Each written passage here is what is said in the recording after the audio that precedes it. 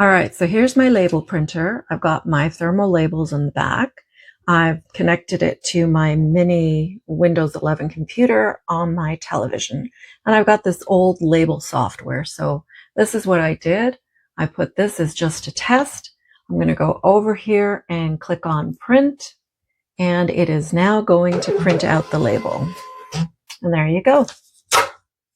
It's exactly like the one on my TV screen. So it does a great job, and you can print obviously labels and shipping labels and stickers or anything else that you need.